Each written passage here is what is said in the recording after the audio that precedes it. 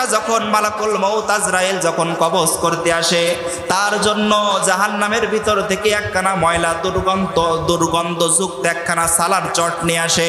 ওই সালার চটের ভিতরে আবার কাঁটা বিধানো থাকে। ওই কাঁটাযুক্ত দুর্গন্ধযুক্ত ময়লাযুক্ত সালার চট নিয়ে আসে। মালাকুল মউত আজরাইল তার ঘরের দরজার সামনে দাঁড়ায় যায়। মালাকুল মউতের আজরাইলের পা থাকে তার ঘরের দরজায়, আর মালাকুল মউতের মাথা থাকে আসমান পর্যন্ত। আর ওই মালাকুল মউতের এক একটা দাঁত এমন ভাবে ভয়ঙ্কর করে দৃশ্য আকার ধারণ করে। তাফসীরের কিতাবের মধ্যে লেখা হয় মালাকুল মউতের এক একখানা দাঁত এক একটা উহুদ পাহাড়ের মতন হয়। বলেন তো দেখি, দেখলে ভয় পাবেন না? ভয় পাবেন না? ভয় করবে না? মালাকুল মউতরে দেখলে কিন্তু ভয় লেগে যাবে।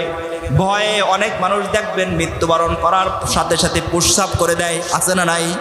অনেক মানুষের খবর আপনারা জানেন, মৃত্যুর সময় ব্যক্তি পায়খানা করে দিয়েছে। আল্লাহ রাব্বুল আলামিন বলে এই মরণগুলো ভালো মরণ নয়।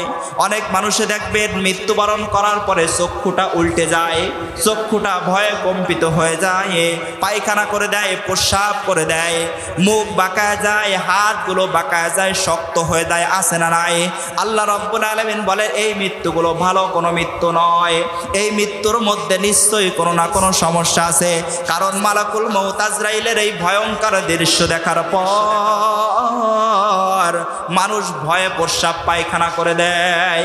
আল্লাহ পাক রব্বুল আলামিন বলেন মালাকুল মউত আজরাইলের এই ভয়ঙ্কর দৃশ্য দেখার পরে তার রূহের ভিতরে, শরীরের ভিতরে তার যেই রূহটা আছে, যেই আত্মাটা আছে, ওই আত্মাটা বাহির হইতে চাইবে না।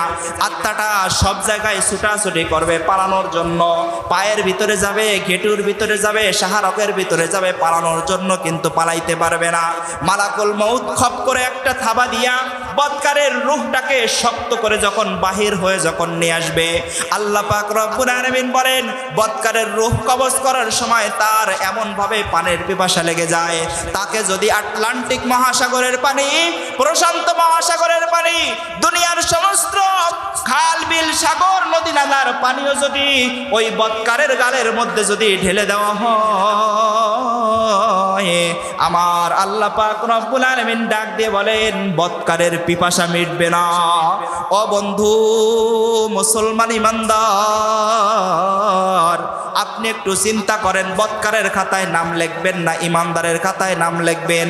আজরাইল থাবা দিয়া যখন রূহটা যখন বাহির করে নিয়ে যায়, আত্মার ভিতর থেকে পচা ময়লা পচলে যেমন গন্ধ বাহির হয়, ওইরকম ভাবে ওই আত্মার ভিতর থেকেও পচা দুর্গন্ধযুক্ত গন্ধ বাহির হইতে থাকে। আজরাইলের সাথে মালাকুল মউতের সাথে 500 ফেরেশতা কিন্তু থাকে। ওই 500 ফেরেশতা যখন আসমানের দিকে যখন ওঠে, উঠানোর সময় মালাকুল মউত ওই গন্ধযুক্ত আত্মাটাকে ধরে রাখতে পারে না। মালাকুল মউত ওই আত্মাটাকে ছুঁড়ে আরেকটা ফেরেশতার কাছে দেয়।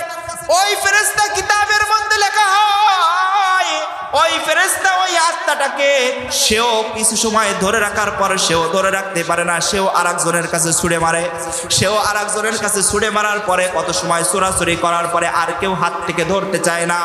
সমগ্র ফেরেশতাগুলা ওই দুর্গন্ধযুক্ত আত্মাটাকে এক পর্যায়ে ফুটবলের মতো লাইতুলাতি করতে থাকে। এক পর্যায়ে যখন আসমানের দিকে যখন নিয়ে যায়, প্রথম আসমানে যখন যায়, আসমানের ফেরেশতা ডাক দিয়ে বলে ও মালাকুল মউত, কার আত্মা নিয়ে আসছো? আত্মার ভিতর থেকে এত পচা দুর্গন্ধ বাহির হইতেছে কেন? তখন মালাকুল মউত ডাক দিয়ে বলে এটা হলো একটা বদকারের আত্মা, এটা হলো একটা বেঈমানের আত্মা, এটা হলো একটা মুনাফিকের আত্মা, এটা হলো একটা আল্লাহর নাফরমানের আত্মা। এর ভিতর থেকে দুর্গন্ধ বাহির হইতেছে। ফেরেশতারা তাকে তখন ডাক দিয়ে বলে আসমানের দরজা খোলা যাবে না, সোহকান তুমি দূর হয়ে যাও, আসমানের দরজা আমরা এখান থেকে খুলবো না। ফেরেশতারা ওই জায়গা থেকে ওই আত্মাটাকে লাইট হইতে থাকে, আত্মাটাকে ছটাছটি করতে থাকে। এক পর্যায়ে মালাকুল মউত আজরাইল আল্লাহ রব্বুল আলামিনকে ডাক দিয়ে বলে আল্লাহ, তোমার এমন এক বান্দার আত্মা নিয়ে আসছি, আসমানের ফেরেশতারা দরজা খুলতে চায় না। কেন দরজা খুলতে চায় না? বলে রূহের মধ্যে গন্ধ বাহির হইতেছে। আল্লাহ রাব্বুল আলামিন তখন ডাকতে পারে ও মালাকুল মউত, এমন আত্মা আসমান পাবে না। ওটার স্থান হবে হলো সিজ্জিনের 7 তবক জমিনের নিচে। ওই আত্মাটাকে ওইখান থেকে এমন জোরে একটা লাথি মেরে পাড়া দাও, ওই আত্মাটা এক লাথির চোটে সিজ্জিনের ভিতরে যে পড়ে তথা জাহান্নামের ভিতরে যে পড়ে। ও বন্ধু, ও আমার যুবক ভাইরা, বুড়ো বাবাজিরা, পায়ে হাত রেখে বলি, এমন অবস্থা যদি আপনার আর আমার সিচুয়েশনে এসেও যদি দাঁড়িয়ে যায়, সুন্দরভাবে গোসল আর আতর গোলাপ উপরে লাগাইলে কোনো কাজ হবে না, কারণ আপনার আত্মাটা তো জাহান্নামের মধ্যে নিক্ষেপ করা হয়ে গিয়েছে। এই জন্য হিসাবটা মেলানোর সময় হলো এই জায়গা থেকেই। বুদ্ধিমান হলো ওই ব্যক্তি আল-কাইয়িসু মান দানা নাফসাহু ওয়া আমিলা লিমা বাদাল মাউত, নিজের হিসাব দেওয়ার জন্য সর্বক্ষণিক নিজেকে প্রস্তুত রাখে আর কবরের সামানা গোছানোর জন্যই ব্যস্ত থাকে। সম্মানিত হাজিরিন, আল্লাহ পাক রব্বুল আলামিন নবীজিকে ডাক দিয়ে বলেন, ও নবী, আপনি জানা দেন মৃত্যুবরণ করার পরেই যদি কোনো মানুষ জাহান্নামের আগুন থেকে যদি বেঁচে যায়, ওই ব্যক্তি হলো সফল। আর জাহান্নামের আগুন থেকে যদি না বাঁচে, ওই ব্যক্তি কোনোদিন সফল হতে পারে না। ওই ব্যক্তি হলো জীবনের তরে সব থেকে ব্যর্থ মানুষ। মরার পরে যদি মুক্তি পাই তাহলে আমরা সফল, আর মরার পরে যদি মুক্তি যদি না পাই, জাহান্নামে যদি জ্বলাই লাগে, তাহলে আপনি আর আমার মতন ব্যর্থ আর পৃথিবীতে আর কেউ থাকবে না। কারণ প্রত্যেকটা মানুষ চায় যে আমি যখন দুনিয়ার থেকে বিদায় নিয়ে চলে যাব, আমার মহান মালিক আল্লাহ আমাকে যেন ক্ষমা করে জান্নাতবাসী করে দেয়। প্রত্যেকটা মানুষ চায়, আপনিও চান, আমিও চাই, ঠিক না বেঠিক? আপনি আর আমি কি কেউ কবরের জগতে ঢোকার পরে জাহান্নামে যেতে চাই? কে কে হাত জাগান? কেউ কি চায় বাজান জাহান্নামে যাইতে? কিন্তু মরণ তো একদিন আপনার আমার আসবেই আসবে। আল্লাহ রাব্বুল আলামিন বলেন, কুল্লু নাফসিন যায়িকাতুল মাউত ওয়া ইন্নামা তুওয়াফাউনা উজুরাকুম ইয়াওমাল কিয়ামাহ ফামান যুহজিহা আনিন নারি ওয়া উদখিলাল জান্নাতা ফাকাদ ফাজ। ফামান যুহজিহা আনিন নারি ওয়া উদখিলাল জান্নাতা ফাকাদ ফাজ। যেই ব্যক্তি মরণের পরে অন্ধকার কবরের মধ্যে ঢোকার পরে জাহান্নামের আগুন থেকে মুক্তি পেয়ে গেল, ওয়া উদখিলাল জান্নাতা ফাকাদ ফাজ, যেই ব্যক্তির জন্য জান্নাত অবধারিত হয়ে গেল, ওই ব্যক্তি সফল হয়ে গেল। বলেন সুবহানাল্লাহ। দুনিয়ার বুকে সবাই সফল হতে চায়, তাই না? যুবক ভাইদেরকে যদি ডাক দিয়ে বলি, ও যুবক, লেখাপড়া করার পরে তুমি কি হতে চাও? সফলতা কি অর্জন করতে চাও? আমার স্টুডেন্ট যুবক ভাইয়েরা ডাক দিয়ে বলবে, হুজুর, আমি তো সফলতা অর্জন করতে চাই, একটাই মাত্র, লেখাপড়া শেখার পরে সরকারি একটা চাকরি চাই। পুলিশের চাকরি হোক, আর্মির চাকরি হোক, বিডিআরের চাকরি হোক, র্যাবের চাকরি হোক, অথবা সরকারের যে কোনো একটা চাকরি হোক, তাহলেই আমি সফল। আমার কোনো ব্যবসায়িক ভাইদেরকে যদি জিজ্ঞাসা করা হয়, ও ব্যবসায়িক ভাই, আপনি দুনিয়াতে কি হতে চান? বলে যে, হুজুর, ব্যবসার মধ্যে যদি কোটি কোটি টাকা থাকে এবং কোটি কোটি টাকা যদি আমি লাভবান যদি হতে পারি, তাহলেই আমি সফল, আমি আর কিছু চাই না। আল্লাহ পাক রব্বুল আলামিন বলে, রে বোকার দল,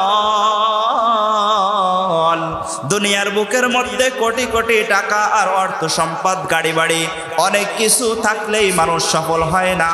সফল হয় হলো ওই ব্যক্তি, যেই ব্যক্তি অন্ধকার কবরে ঢোকার পর জান্নাত তার জন্য অবধারিত হয়ে যায়, আর ওই ব্যক্তির জন্য জাহান্নাম হারাম হয়ে যায়।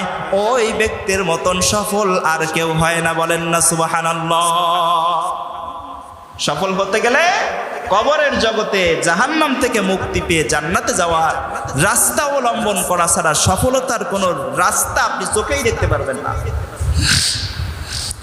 আল্লাহ রাব্বুল আলামিন বলেন সূরাতুন নিসার ৭৮ নম্বর আয়াতে বলেন, আইনামা তাকুনু ইউদরিকুমুল মাউত ওয়ালাউ কুনতুম ফি বুরুজিম মুশাইয়াদা। প্রত্যেকটা মানুষকেই মৃত্যুর শাহাদাত সাধন করতেই হবে। কোনো মানুষ মৃত্যু থেকে পালায়া অন্য কোথাও যে সারতে পারবে না। কোনো মানুষ মৃত্যু থেকে পালায়া কোথাও কিন্তু যে সেরতে পারবে না। পারবে না? কি বলেন? আপনি পালায়া কোথায় যাবেন? আপনি বাংলাদেশ থেকে পালায়ন করে আমেরিকায় চলে গেলেন, আমেরিকা তো আল্লাহ তাআলার জমিন, সেখানেও আজরাইল যায় কি যায় না?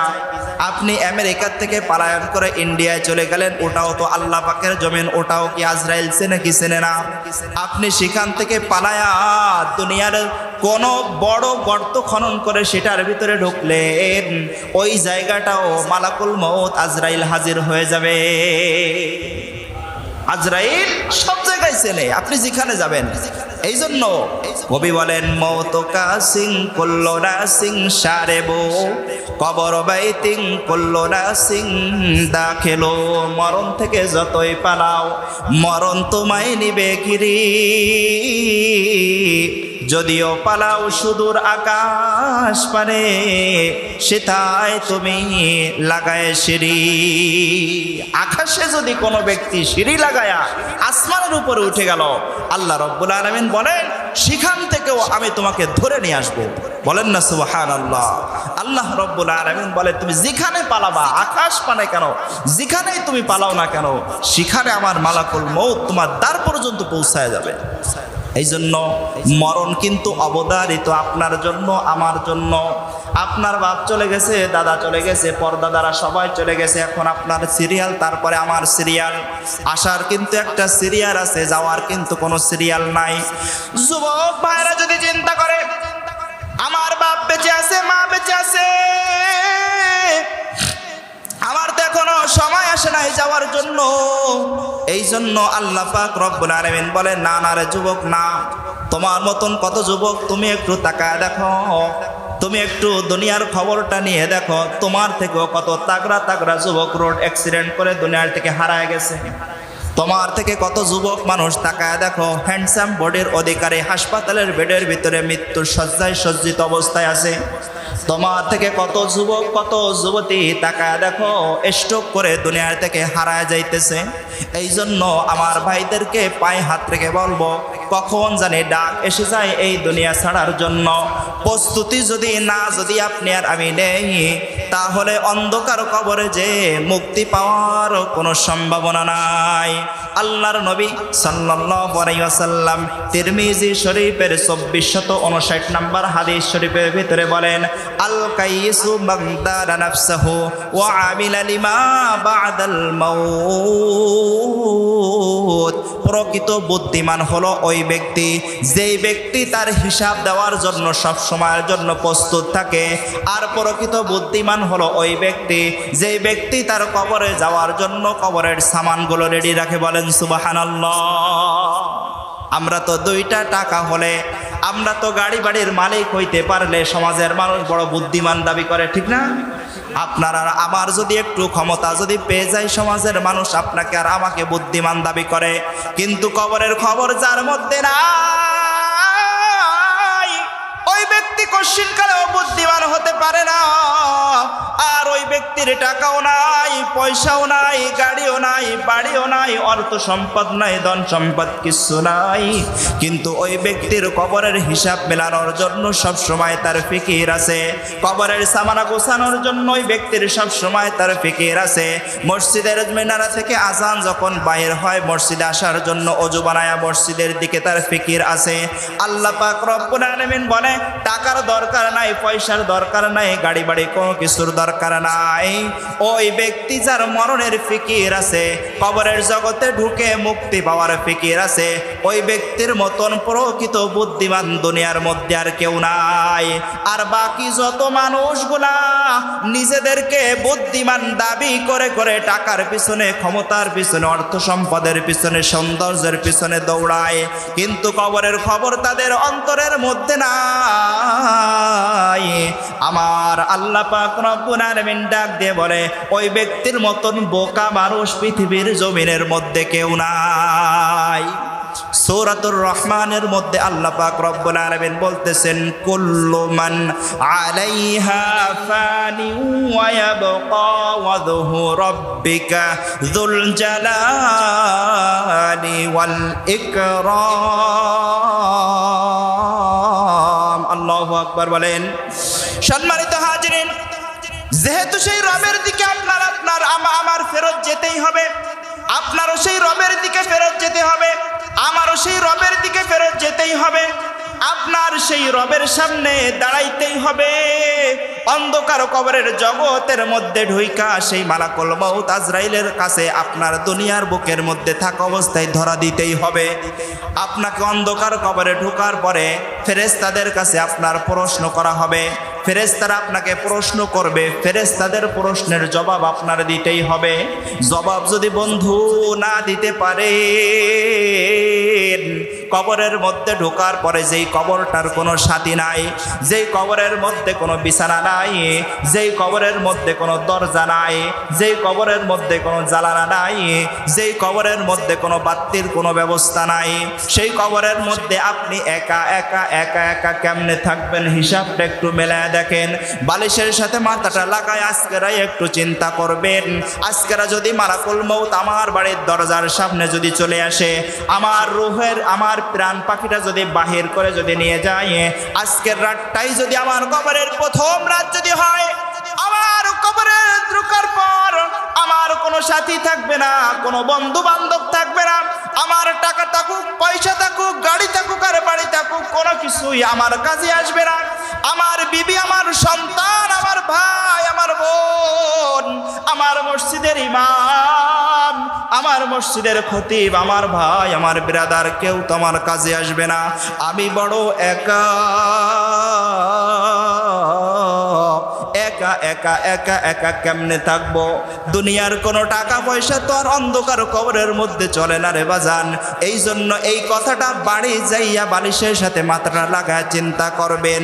আপনার তো একদিন মৃত্যুবরণ করাই লাগবে, আর ওই আল্লাহ পাক রব্বুল আলামিনের সামনে আপনার দাঁড়ানো লাগবে, আর আল্লাহ পাক রব্বুল আলামিনের সামনে দাঁড়ায় আপনার হিসাব দিতে হবে। কি হিসাব দিবেন?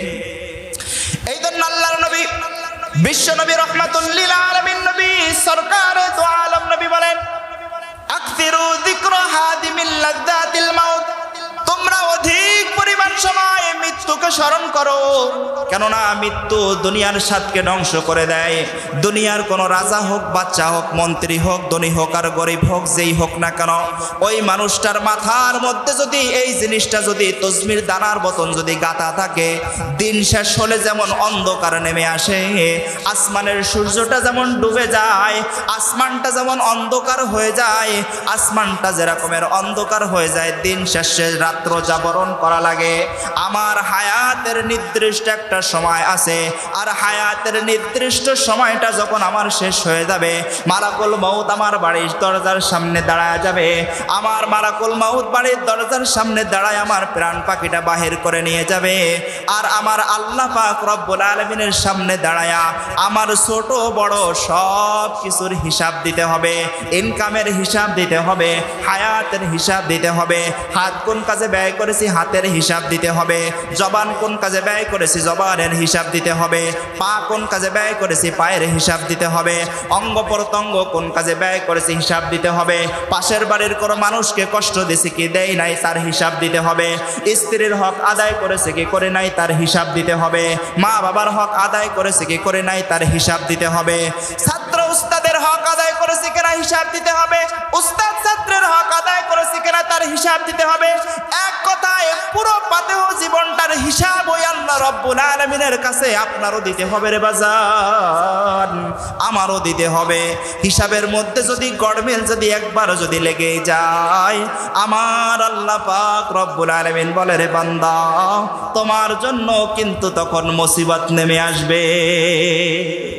এই জন্য আল্লাহর নবী বলেন, আল কাইসু মান দানা নাফসাহু ওয়া আমিলা লিমা বাদাল মাউত। প্রকৃত বুদ্ধিমান যদি হতে চাও, হিসাবটাকে সবসময়ের জন্য দেওয়ার চেষ্টা করো, মিলায় রাখো। প্রকৃত বুদ্ধিমান তুমি যদি হতে চাও, তাহলে ওই অন্ধকার কবরের সামানা গোছানোর চেষ্টা করো। বলেন সুবহানাল্লাহ। সম্মানিত হাজরিন, কবরের জগতে কোন জিনিস চলে? টাকা পয়সা অর্থ সম্পদ এইগুলি কিছু চলে? কবরের ভিতরে চলে হলো নেক আমল। ইন্নাল্লাযীনা আমানু ওয়া আমিলুস সলিহাত। নেক আমল ছাড়া কবরের মধ্যে কোনো সামানা কোনো পুঁজি কিন্তু কবরে চলে না। চলবে নাকি বলেন? আপনি যদি যে বলেন আমি তো অমক বংশের সন্তান, কোনো লাভ হবে নাকি? আপনি যদি যে বলেন আমি অমক দলের কর্মী ছিলাম, কোনো লাভ হবে নাকি? আপনি যদি যে বলেন আমার চেহারা অমক তমক সুন্দর ছিল, শরীরের পাওয়ার অনেক ছিল, বলেন তো দেখি কবরের জগতের মধ্যে কোনো কাজে আসবে নাকি? এই জন্য কবরের জগতের মধ্যে যখন চলে হলো নেক আমল, তাহলে আপনার আর আমার আজকে থেকেই প্রতিজ্ঞা করা উচিত হলো নেক আমল ছাড়া জীবনের কোনো মুহূর্তে চলবে না। জীবনের মুহূর্ত নেক আমল দিয়েই সাজাইতে হবে। কারণ কবরের জগৎ নেক আমল ছাড়া কোনো হিসাব আপনার কাছ থেকে সহজ আপনারে করতে পারবে না। আপনার কাছে হিসাব চাওয়া হবে, তুমি তোমার সকালে ঘুম থেকে ওঠার পরে সময়টা কোন কাজে ব্যয় করেছো। আপনার কাছে হিসাব চাওয়া হবে, তুমি তোমার অর্থ সম্পদ কোন কাজে তুমি ব্যয় করেছো। তুমি তোমার সন্তানদেরকে কিভাবে লালন পালন করেছো, পরিচালনা করেছো। তুমি তোমার দেশকে কিভাবে লালন পালন করেছো, পরিচালনা করেছো। এইগুলোই আপনার কাছে হিসাব চাওয়া হবে। এই জন্য আপনাদের পায়ে হাত রেখে বলে যাই রে মুসলমান, পদ্মার অন্তরের মা বোনদেরকেও জানা দেবেন নেক আমল ছাড়া দ্বিতীয় কোনো গতি ওই কবরের মধ্যে চলবে না। এই জন্য নেক যত বড় যতই ছোট হোক নেক কাজ ছাড়বো না, আর গোনা যতই ছোট হোক না কেন গোনা কোনোদিন করব না। দুইটা প্রতিজ্ঞা। কয়টা প্রতিজ্ঞা? দুইটা প্রতিজ্ঞা। নেক যত ছোট হোক এটা ছাড়বো না, গোনা যত ছোট হোক এটা করব না। দুইটা প্রতিজ্ঞা যদি ওয়াদায় আবদ্ধ হয়ে যদি বাসায় যদি যেতে পারেন, আপনিও সফল হয়ে যাবেন। প্রতিজ্ঞা কয়টা? দুইটা। নেক যত ছোট হোক সেটাকে আমরা ছাড়বো না, আর গোনা যত ছোট হোক সেটা আমরা করব না। অনেকে মনে করে নামাজের পরে সুন্নাত নামাজ আদায় করতে হবে, মনে করে তুচ্ছ, মনে করে সুন্নাত না পড়লে কি হয়েছে। তারপরে মুস্তাহাবের কোনো বালাই আমাদের কারো মধ্যেই ধরতে গেলে নাই। আমরা মনে করি মুস্তাহাব আমল না করলে বা কি হয়েছে, ফরজটাই করে না, আবার মুস্তাহাব নিয়ে টানাটানি কিসের জন্য? ও বাজান, আগুন যেরকমের ছোট্ট আগুনে আপনার ঘর জ্বালা দিতে পারে, বড় আগুনে কিন্তু ঘর জ্বালা দিতে পারে, ঠিক না বেঠিক? গুনাহ যত ছোট হোক ওই গুনাহ আপনার জাহান্নামকে হারায় ফেলতে পারে, আর গুনাহ যত বড় হোক আপনার জান্নাত তো হারায় দেবেই দেবে। গুনাহ যত ছোট হোক আপনার জান্নাত ওই ছোট গুনার কারণে হারায় যেতে পারে, গুনাহ যত বড় হোক জান্নাত তো হারায় যাবেই যাবে। আর নেক যত ছোট হোক ছোট নেকের কারণে আল্লাহ পাক জান্নাত দিতে পারে কি পারে না? এই জন্য ছোট নেককে ছোট মনে করব না, ছোট গুনাহকে ছোট মনে করব না। কারণ ছোট সাপেরও যেমন বিষ আসে, ছোট গুনাহরও ঠিক তেমনই বিষ আছে। ছোট গুনাহ করলে যেমন আল্লাহ পাক শাস্তি দিবেন, বড় গুনাহ করলেও ওই আল্লাহ শাস্তি দিবেন। আপনার আঙ্গুলের মাথা কেটে গেলে আপনি যেমন ব্যথা পান, একটা গুনাহ যখন আপনি করেন আপনার জান্নাতটা সেরকম ব্যথায় ব্যথিত হয়ে কাঁদতে থাকে, বলতে থাকে হায় আব্দুর রহমান, কেন গুনাহ করলি, আমাকে কেন হারাইলি? গুনাহ আমরা করব না, নেক আমরা ছাড়ব না। আমি আপনাদের সামনে কেমন ভাবে আপনার আমার নেক অর্জন করতে হবে, ছোট ছোট নেকগুলো কেমন ভাবে শক্ত করে ধরতে হবে একটা স্যাম্পল উদাহরণ দিলে বুঝতে পারবেন। আপনার একজন বিশ্ববিখ্যাত ওলিয়ে বুজুর্গের নাম শুনেছেন, হযরতে আবু দাউদ রহমাতুল্লাহি আলাইহি। আমরা যারা বুখারী শরীফের ছাত্র যারা আছি, সামনে বুখারী শরীফ পড়ব, এবং দাওরায়ে হাদিসের ছাত্র আমরা যারা আছি, এই দাওরায়ে হাদিসের ক্লাসের ভিতরে বড় বড় 6খানা কিতাব আছে। একখানা কিতাবের নাম হলো আবু দাউদ শরীফ, আছে না নাই?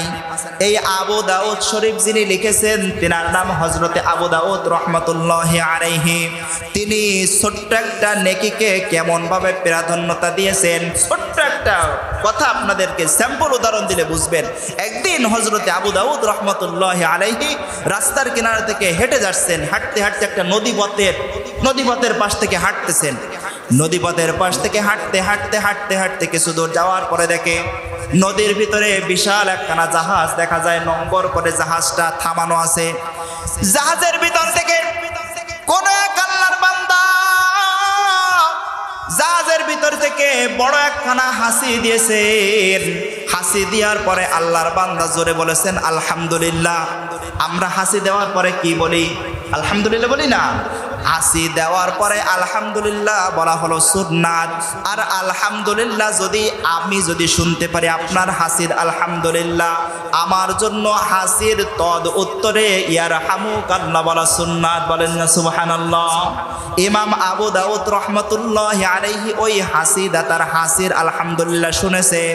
এখন উনি পাশে দাঁড়ায় চিন্তা করতেছে, আমি এখন যদি ইয়ারহামুকাল্লাহ যদি বলি তাহলে তো জাহাজ পর্যন্ত পৌঁছাইবে না। আর ইয়ারহামুকাল্লাহ ওই হাসি দাতারে শোনায় দেওয়া হলো মুস্তাহাব। আপনি আলহামদুলিল্লাহ বললেন, হাসি দেওয়ার পরে আমি এই হাসির উত্তরে ইয়ারহামুকাল্লাহ বলা সুন্নাত এবং হাসি দাতাকে শোনায় দেওয়া মুস্তাহাব। আমলটা হলো মুস্তাহাবের একটা আমল। আবু দাউদ রাহমাতুল্লাহি আলাইহি চিন্তা করতেছেন, আমি এই হাসি দাতাকে যদি ইয়ারহামুকাল্লাহ আমি এইখান থেকে বলি তাহলে তো সে শুনবে না। তিনার তো দেহ শক্তি হয়তো বা বড়, এই জন্য তিনি জোরে হাসি দিয়ে জোরে আলহামদুলিল্লাহ বলেছেন। আর আমি এইখান থেকে যদি আস্তে ইয়ারহামুকাল্লাহ বলি তাহলে নদীর ভিতরে জাহাজের ভিতরে যে আছে সে শুনবে না। কি করা যায়? উনি এখন পাশে দাঁড়ায়া মনে মনে চিন্তা করতেছে, আমি কি এখন এই মুস্তাহাব আমলটা করব না ছেড়ে দিব? আপনাদের বিবেকের কাছে প্রশ্ন রাখতেছি, আপনি আর আমি যদি এই সিচুয়েশনে পড়তাম, আপনি আর আমি কোনোদিন কি এই চিন্তা করতাম যে হাসি দাতারে ইয়ারহামুকাল্লাহ বলার পৌঁছায় দেওয়া আমি দেব কি দেব না, চিন্তাও করতাম না। আমরা জীবনে কোনো হাসি দাতার আলহামদুলিল্লাহ শুনে ইয়ারহামুকাল্লাহ বলছি কিনা তার তো গ্যারান্টি নেই, ঠিক না? আমরা তো বলিও না, হাসি দিয়ে আলহামদুলিল্লাহ বলে না, হাসি দিছি দিয়ে পর্যন্ত শেষ। কিন্তু ইমাম আবু দাউদ রাহমাতুল্লাহি আলাইহি চিন্তা করতেছেন, ছোট্ট একটা নেকের আমল, এটা তো আমার ছাড়া যাবে না, এটা তো ছাড়া সম্ভব না। ইমাম আবু দাউদ রাহমাতুল্লাহি আলাইহি চিন্তা করলেন, আমি যদি এখন নদীর মধ্যে কেমনে যাব? যাওয়ার জন্য তো নৌকার প্রয়োজন হবে। তাকায় দেখেন নদীর কিনারায় একখানা মাঝি একটা ছোট্ট নৌকা নিয়ে দাঁড়াই আছে।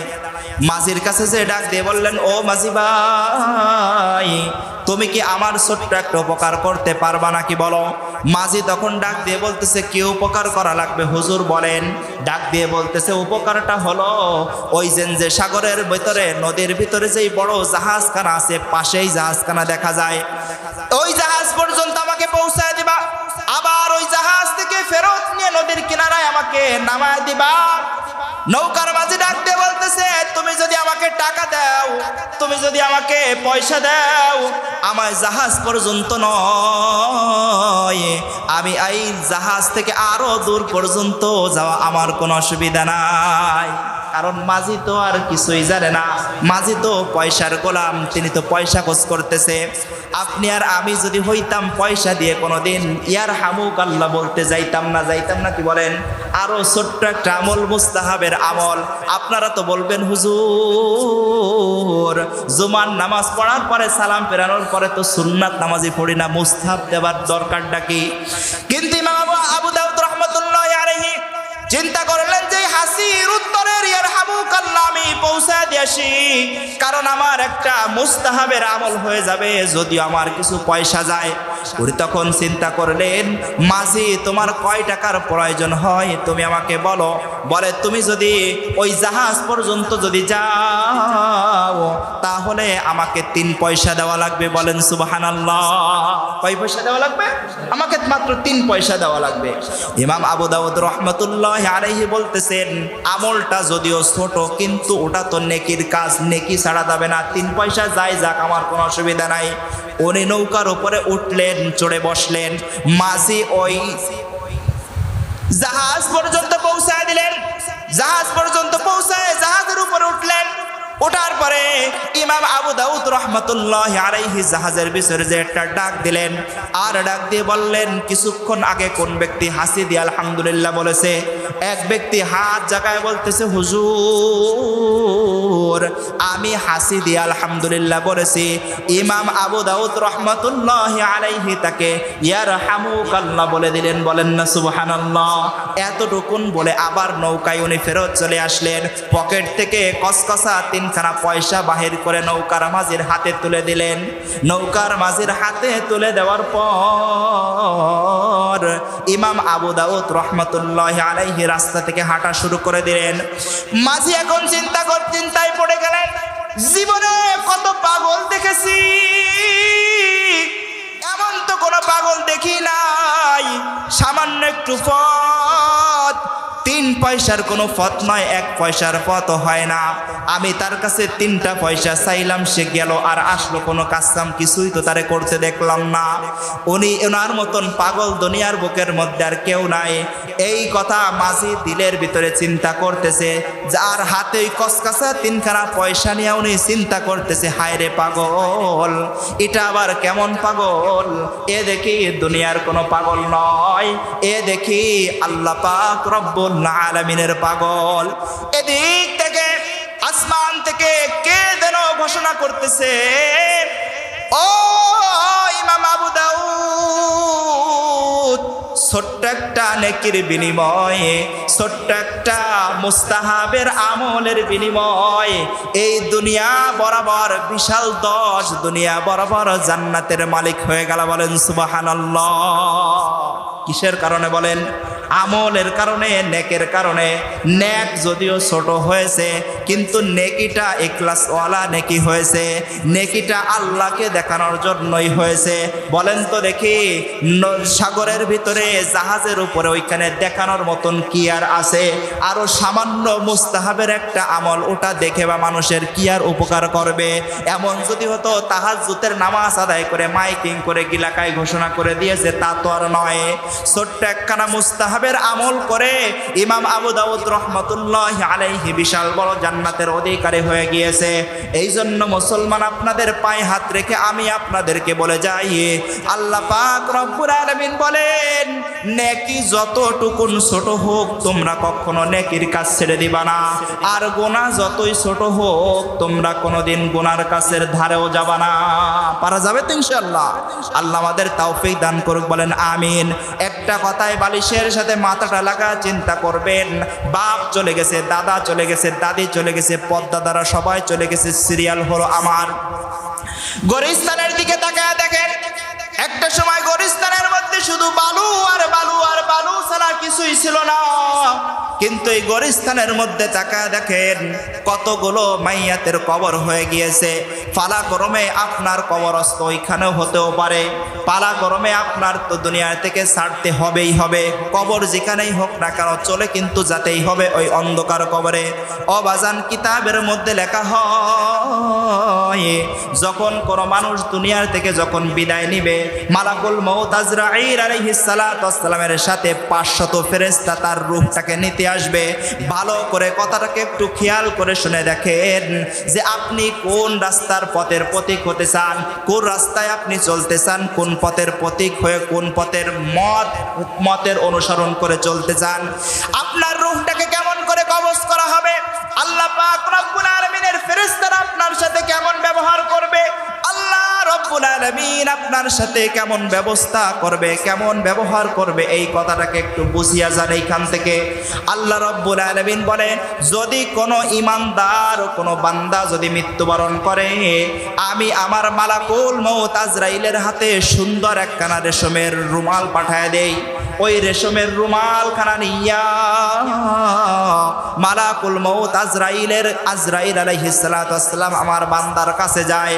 আমার বান্দার কাছে এসে আমার বান্দার কানে কানে কানে কানে একখানা খবর পাঠায় দেয়, আর ডাক দিয়ে বলে, ও আল্লাহ পাকের বান্দা, তোমার এই দুনিয়ার জমিন ছাড়ার সময় হয়ে গেছে, তোমার রব তোমাকে সালাম জানিয়ে দিয়েছে। ইয়া আইয়াতুহান নাফসুল মুতমাইন্না ইরজিই ইলা রাব্বিকি রাদিয়াতাম মারদিয়া। প্রশান্ত আত্মা, তুমি বাহির হয়ে আসো, তোমার রব তোমাকে আহলান সাহলান মারহাবান জানিয়ে দিয়েছে। তুমি চলে আসো, প্রশান্ত আত্মা বেরিয়ে আসো। আল্লাহ পাক রব্বুল আলামিন বলে, ইমানদারের কানের কাছে যাইয়া যখন মালাকুল মউত এই কথাটা যখন শোনায় দেয়, যখন কোনো বাচ্চা তার মায়ের স্তরের ভিতরে মুখ লাগায়া, যখন কোনো মা তার সন্তানকে কোলে করে দুধ পান করাইতে করাইতে যখন কোনো সন্তান যেইভাবে ঘুমিয়ে যায়, আমার ইমানদার বান্দা বান্দিও ঠিক সেরকম ভাবে মালাকুল মউতের কোলে ঘুমিয়ে যায়। বলেন সুবহানাল্লাহ। আর মালাকুল মউত আজরাইল আলাইহিস সালাতু ওয়াস সালাম তার প্রশস্ত প্রশান্ত আত্মাটাকে নিয়ে সুন্দর করে আতর এবং গোলাপ লাগায়া মকবলের চাদরের মধ্যে পেঁচায়া সুন্দর করে আসমানের দিকে নিয়ে যায়। আর ওই আসমানের যত ফেরেশতারা আছে, ফেরেশতারা ডাক দিয়ে বলতে থাকে, ও মালাকুল মউত আজরাইল, কার রূহটাকে তুমি নিয়ে আসছো? এত সুন্দর সুগন্ধ এই রূহের ভিতর থেকে বাহির হইতেছে, কার রূহটা তোমরা আমাদের সামনে থেকে নিয়ে যাইতেছো? মালাকুল মউত আজরাইল তখন ডাক দিয়ে বলে, অমক গ্রামের অমকের সন্তান অমক, আল্লাহ রাব্বুল আলামিনের পেয়ারা বান্দা, এই জন্য তার আত্মার ভিতর থেকে সুগন্ধই বাহির হইতেছে। আসমানের ফেরেশতারা তার দিকে তাকায়া দুই হাত জোর করে করে আহলান সাহলান মারহাবান বলতেছে, আর ডাক দিয়ে বলতেছে, বন্ধু আসো, বন্ধু আসো, তোমার জন্য খুশ খবরই আছে, আল্লাহ পাক রব্বুল আলামিন তোমাকে মাফ করে জান্নাতবাসী করে দিয়েছে। বলেন সুবহানাল্লাহ। আসমানের ফেরেশতার কাছে যখন চলে যায়, যখন আসমানের দরজা খোলার জন্য যখন অনুরোধ করা হয়, আসমানের ফেরেশতার কাছে যে যখন মালাকুল মউত ডাক দিয়ে বলে, এ আসমানের ফেরেশতা, এমন একটা প্রশান্ত আত্মা আমি নিয়ে আসছি, তাড়াতাড়ি করে আসমানের দরজা খুলে দাও। আসমানের দরজার যিনি দারোয়ান আছে, গেটম্যান আছে, তিনি আহলান সাহলান মারহাবান বলে বলে আসমানের দরজাটা খুলে দিয়ে তাকে স্বাগত জানায়া তাকে জান্নাত পর্যন্ত ওই আল্লাহ পাক রব্বুল আলামিন ফেরেশতাদের মাধ্যমে পৌঁছায় দেয়। বলেন সুবহানাল্লাহ। পক্ষান্তরে যদি কোনো মানুষ ইমানদার না হয়ে যদি বদকার যদি হয়, বদকারের রূহটা কেমন ভাবে কবজ করা হয় ভালো করে একটু চিন্তা করে যান। বদকারের রূহটা যখন মালাকুল মউত আজরাইল যখন কবজ করতে আসে, তার জন্য জাহান্নামের ভিতর থেকে একখানা ময়লা দুর্গন্ধযুক্ত একখানা সালার চট নিয়ে আসে। ওই সালার চটের ভিতরে আবার কাঁটা বিধানো থাকে। ওই কাঁটাযুক্ত দুর্গন্ধযুক্ত ময়লাযুক্ত সালার চট নিয়ে আসে।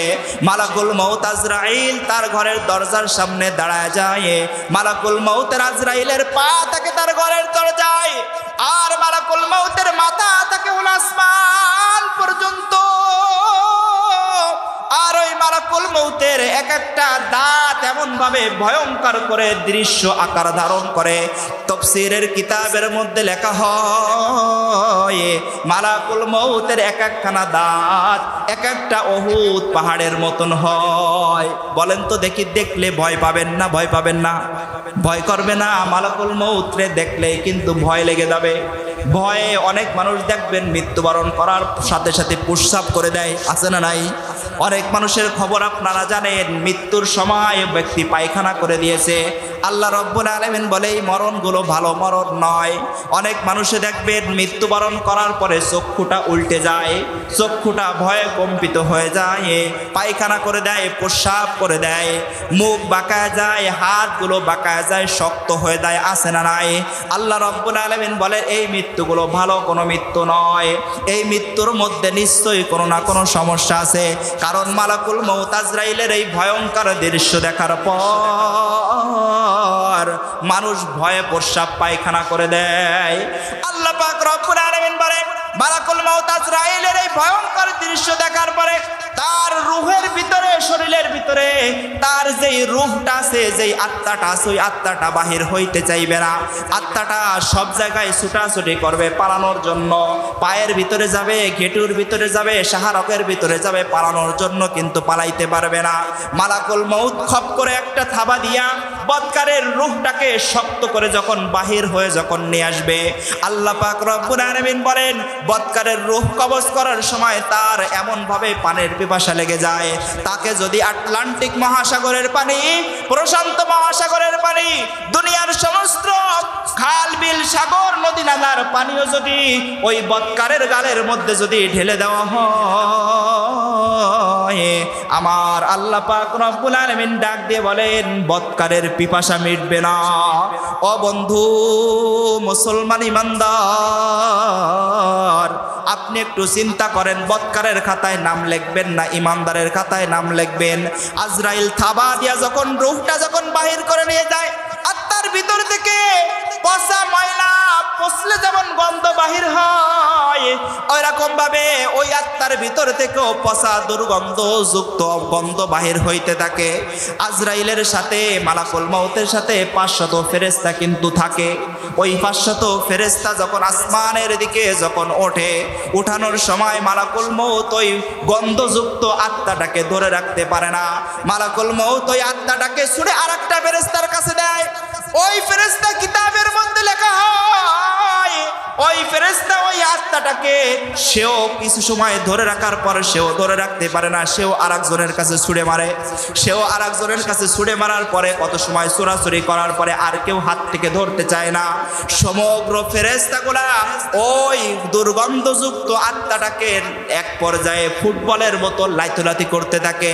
এক পর্যায়ে যখন আসমানের দিকে যখন নিয়ে যায়, প্রথম আসমানে যখন যায়, আসমানের ফেরেশতা ডাক দিয়ে বলে ও মালাকুল মাউত, কার আত্মা নিয়ে আসছো? আত্মার ভিতর থেকে এত পচা দুর্গন্ধ বাহির হইতেছে কেন?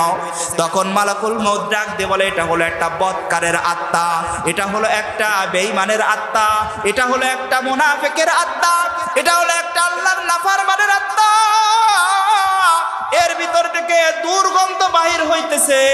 ফেরেশতারা তাকে তখন ডাক দিয়ে বলে আসমানের দরজা খোলা যাবে না, চোখ কান তুমি দূর হয়ে যাও, আসমানের দরজা আমরা এখান থেকে খুলবো না। ফেরেশতারা ওই জায়গা থেকে ওই আত্মাটাকে লাইট হইতে থাকে, আত্মাটাকে সরাসরি করতে থাকে। এক পর্যায়ে মালাকুল মাউত আজরাইল আল্লাহ রব্বুল আলামিনকে ডাক দিয়ে বলে আল্লাহ,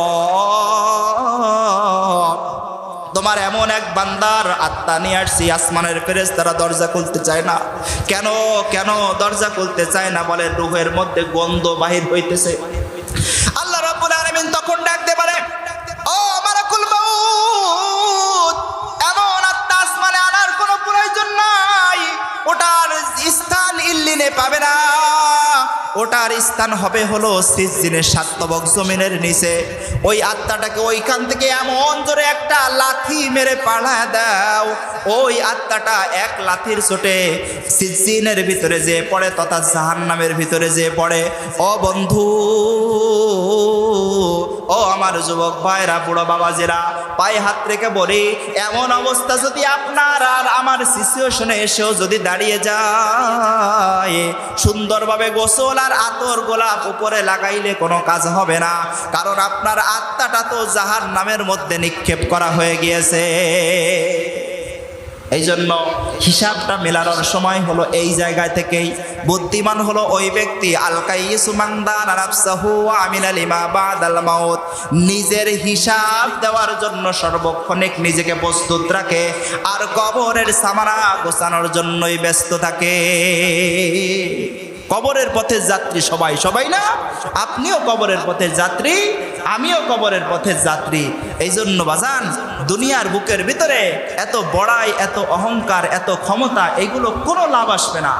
কারণ আপনার যদি নেক আমল যদি না থেকে থাকে, অন্ধকার কবরে ঢোকার সাথে সাথেই জাহান্নামের আগুন আপনাকে স্পর্শ করবে।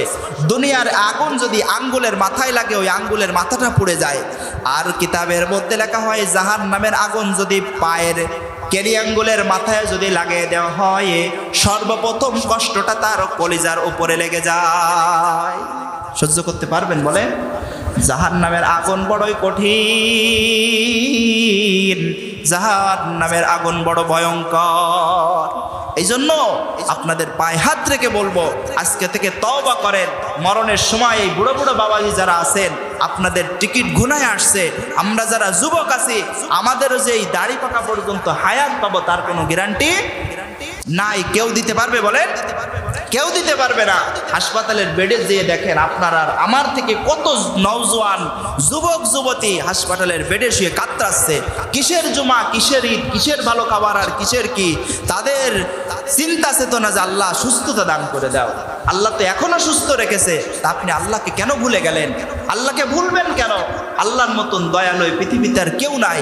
আপনার মা আপনাকে মহাব্বত করে, স্বার্থে আঘাত লাগুক মা আপনাকে দূরে ঠেলে দিবে। আপনার বাবা আপনাকে মহাব্বত করে, স্বার্থে আঘাত লাগায় দেন, দেখবেন আপনার বাবা আপনাকে দূরে সরায় দিবে। কিন্তু ওই রব একজন আছে, কত নাফরমানি করতেছেন।